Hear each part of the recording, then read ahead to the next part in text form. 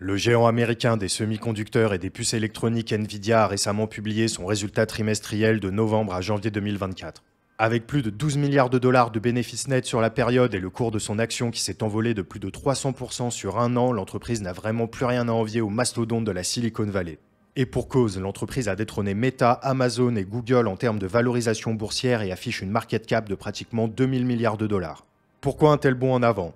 Une partie de la réponse, vous en avez peut-être entendu parler, c'est l'intelligence artificielle. Lorsque vous êtes un leader mondial sur la fabrication de composants qui servent à entraîner ces nouveaux algorithmes, forcément votre performance suit la tendance. Alors que les gamers et les mineurs de crypto étaient les principaux clients de Nvidia il y a de ça à peine quelques années, le vent a tourné au profit des centres de données spécialisés dans le secteur de l'intelligence artificielle. Les composants de Nvidia sont essentiels à l'entraînement des modèles d'IA générative utilisant des montagnes de données et c'est pareil à chaque fois qu'un utilisateur se sert d'une intelligence artificielle en formulant une requête. Leur produit phare, c'est les fameuses cartes graphiques H100 qui coûtent plusieurs dizaines de milliers d'euros et qui se vendent comme des petits pains auprès des géants de la tech. Mais pas que. J'ai récemment déjeuné avec un entrepreneur qui possède une ferme de cartes graphiques H100 et qui loue sa puissance de calcul à des entreprises à Tokyo qui font de l'intelligence artificielle. D'après lui, la rentabilité dépasse largement le coût d'exploitation, sachant que ce qui coûte le plus cher, c'est les cartes graphiques qui sont en plus très difficiles à trouver. Évidemment, il s'agit de sa parole et les chiffres sont très difficiles à vérifier étant donné que tout ça est déterminé par bon nombre de facteurs externes, que ce soit le coût de l'électricité ou bien par les accords spécifiques avec ses clients. Bref, de nouveaux business se mettent en place avec cette course à l'intelligence artificielle et on voit de plus en plus de secteurs s'aligner avec ces nouvelles technologies. Car il faut bien se dire que l'arrivée des IA génératives grand public comme ChatGPT, Midjourney ou DALL-E, pour ne citer qu'eux, sont un grand pas en avant et peut-être le début d'une sacrée révolution. Quand je parle d'IA générative, je veux évidemment parler de ce type particulier d'intelligence artificielle capable de générer du texte, des images ou des vidéos, entre autres. Finalement, tout ce qu'on peut recréer numériquement. L'IA générative est le cas d'usage qui est actuellement le plus répandu de l'intelligence artificielle, donc c'est de ça dont on va parler en majorité, forcément. Le niveau de certaines de ces intelligences artificielles est devenu vraiment bluffant, et notamment pour les IA de génération d'images. Les gens confondent. On ne fait plus la différence entre le vrai et du faux, entre l'humain de la machine. D'ailleurs, vous avez peut-être vu la même chose pour la vidéo, notamment avec les démos de Sora, un nouveau produit d'OpenAI, l'entreprise derrière ChatGPT. C'est vraiment impressionnant et tous les mois, on a cette sensation d'avoir fait un bond en avant de plusieurs années sur les capacités de ce genre de modèle. L'intelligence artificielle est vraiment l'un des narratifs phares de ces derniers mois et vous vous en doutez, comme tout ce qui touche de près ou de loin à la tech, il était évident que les cryptos s'immiscent dans ce nouvel Eldorado. Dans cette vidéo, je vais vous faire un petit tour d'horizon du rapport entre notre écosystème et l'intelligence artificielle, comment ça se matérialise aujourd'hui et à quoi ça pourrait ressembler demain. Vous allez le voir, même si le lien entre les deux technologies ne semble pas forcément évident de premier abord, il a en réalité beaucoup de sens. Évidemment, je vais faire le petit disclaimer habituel, si certains projets sont très prometteurs et apportent véritablement quelque chose à l'industrie, ce n'est pas le cas de tous. Comme à chaque fois, beaucoup de projets surfent tout simplement sur une tendance sans pour autant créer de la valeur ni même quelque chose d'intéressant. Parfois, on tombe carrément sur des arnaques pures et simples, alors comme à chaque fois, faites vos propres recherches et soyez prudents et éclairés dans vos choix.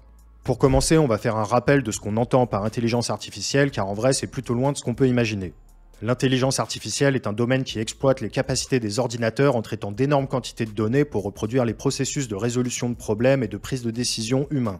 C'est ce qu'on appelle le machine learning, où des algorithmes sont entraînés sur des jeux de données pour effectuer des tâches particulières, le tout induisant une amélioration au fil du temps et des répétitions. Pour la faire plus claire, ce qu'on appelle l'intelligence artificielle aujourd'hui n'a pas vraiment grand-chose à voir avec de l'intelligence au sens où on l'entend généralement. Ces modèles d'IA sont basés sur une sorte de synthèse d'un nombre pharaonique de données, et quand je dis pharaonique, c'est vraiment un euphémisme.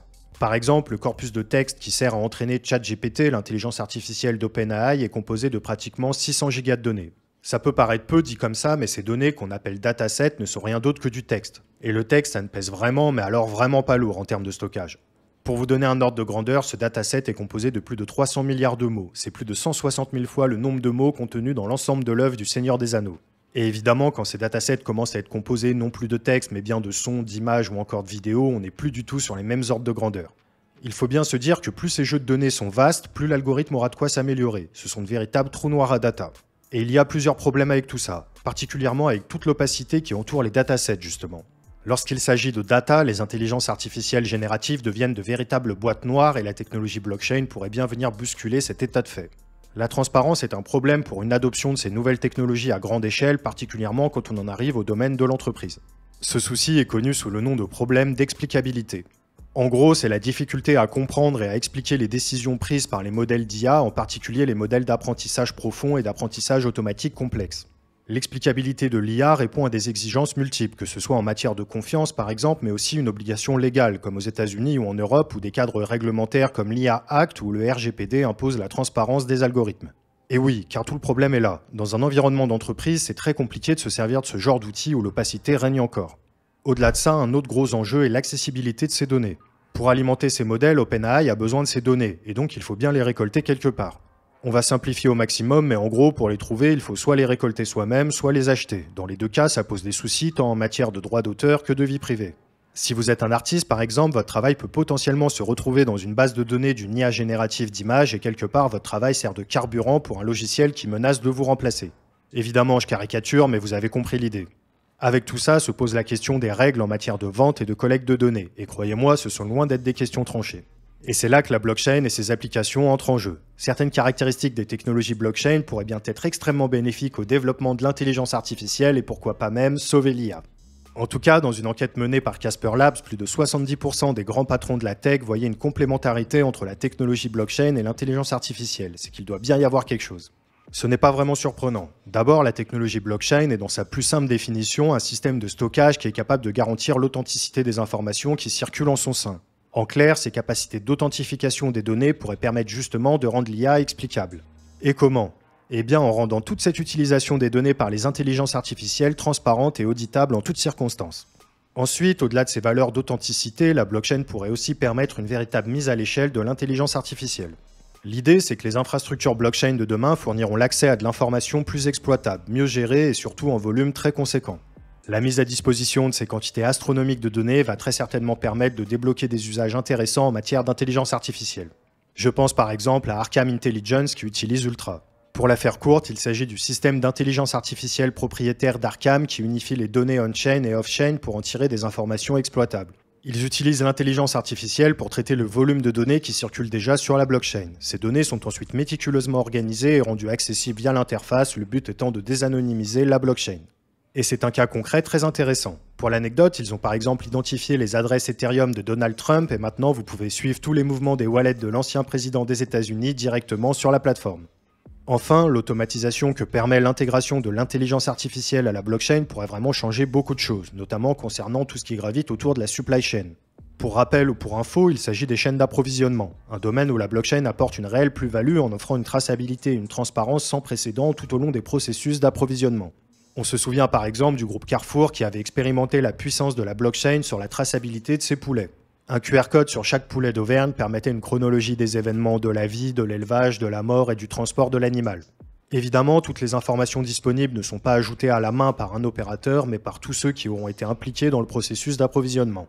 Bref, c'est une initiative comme une autre et pour le moment ça relève plus de l'expérience que de la norme, mais vous voyez l'idée. Maintenant, imaginez tout ça couplé avec des technologies d'intelligence artificielle. Ces technologies améliorent la performance de la supply chain et permettent une optimisation plus précise et des prises de décision proactives.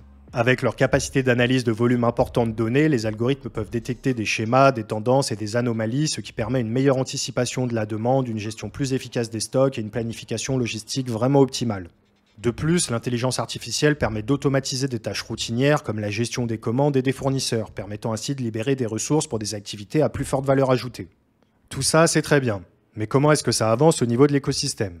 Eh bien, à vrai dire, c'est assez mitigé.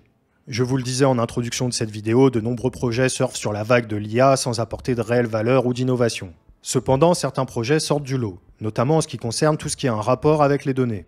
On peut par exemple évoquer Tada, un projet monté par William Simonin, le frère d'Asher, que vous connaissez sans doute. Dans l'idée, Tada est une plateforme où vous et moi pouvons participer à la production et à la vérification de contenu destinés à alimenter les modèles d'intelligence artificielle et être payés pour ça. Il y a tout un système de vérification entre les utilisateurs et toute une économie qui semble se construire autour du projet. L'idée, c'est de redonner du pouvoir aux utilisateurs en permettant d'exploiter eux-mêmes leurs propres données. À la place de vous faire prendre vos datas par une entité peu scrupuleuse qui ira les vendre potentiellement sans votre consentement, vous participez vous-même à la production de ces données et êtes récompensé pour ça. Ça passe par la prise de photos, de vidéos, de sons, en fait tout ce qui pourrait être exploitable par des modèles d'intelligence artificielle est susceptible d'être monétisé. Pour information et par souci de transparence, il se trouve que nous sommes investis dans le projet avec le journal du coin, alors n'hésitez pas à aller jeter un œil et vous faire votre propre idée. Pour ma part, je trouve ça très intéressant comme approche et c'est pour ça que je vous en parle aujourd'hui. De même, je peux vous parler rapidement de BitTensor, qui est un projet qui vise à créer un réseau neuronal collaboratif pour les IA tout en optimisant leur apprentissage et la gestion de l'information.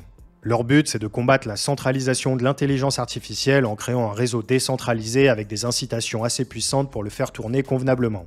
Je ne vais pas rentrer plus dans le détail ici, mais dans l'idée, ça pourrait aussi permettre aux différentes IA d'apprendre entre elles et le protocole utilise un système de consensus assez novateur, le Proof of Intelligence, à voir donc ce que ça peut donner. On peut aussi penser à SingularityNet, qui agit comme une marketplace permettant aux utilisateurs de créer, partager et surtout monétiser des services d'intelligence artificielle. Les développeurs ont donc accès à une grande bibliothèque d'algorithmes améliorant nécessairement la concurrence dans le domaine et poussant l'innovation. Bon, l'idée ce n'est pas non plus de vous faire un top des projets crypto reliés à l'intelligence artificielle dans cette vidéo, mais si ça vous intéresse, on a publié un article sur le journal du Coin qui vous présente plusieurs projets crypto liés au domaine, alors n'hésitez pas à y jeter un œil. Vous retrouverez le lien en description. En tout cas, nul doute que la blockchain et l'intelligence artificielle sont deux technologies qui sont déjà très prometteuses individuellement, mais qui pourraient passer à la vitesse supérieure si elles travaillaient de concert. Pour le moment, les premières symbioses réellement utiles que l'on observe entre ces deux technologies sont nécessairement tournées vers le monde de la blockchain, et ce n'est pas surprenant. De la même façon que les premières assurances on-chain qui font leur apparition permettent d'assurer des produits crypto, les innovations mettent du temps à se diffuser, et particulièrement quand il s'agit d'aller disrupter d'autres secteurs. Mais à terme, on pourrait imaginer bon nombre d'applications permettant de faire travailler la blockchain et l'intelligence artificielle main dans la main, que ce soit au niveau de la supply chain, comme je l'évoquais, mais aussi par exemple dans les domaines de la santé, de la science ou encore des services financiers. On ne sait pas quand ni comment tout ça va arriver, mais il est probable qu'un jour, la puissance de l'intelligence artificielle s'appuie sur la technologie blockchain pour démultiplier ses capacités tout en rendant l'ensemble plus transparent et plus tourné vers les utilisateurs. Une intelligence artificielle ouverte. Finalement, c'est peut-être de ça dont on a besoin. Des moyens pour rendre ces boîtes noires plus transparentes pour véritablement dévoiler le plein potentiel de ces nouveaux outils, et c'est dans ce sens que les cryptos pourraient permettre de sauver l'IA. On arrive à la fin de cette vidéo. Si vous avez d'autres idées de narratifs crypto dont je pourrais parler, partagez-les moi en commentaire. Je pensais aussi faire une vidéo sur les tokenomics, comment ça marche, les distributions, les vestings et les projets qui ont une grosse libération de tokens qui arrivent. Pareil, si ça vous intéresse, faites-le moi savoir. Merci à Thomas qui m'a aidé dans la production de cette vidéo, c'était Romain du Journal du Coin, on se retrouve la semaine prochaine pour une nouvelle vidéo. Bye!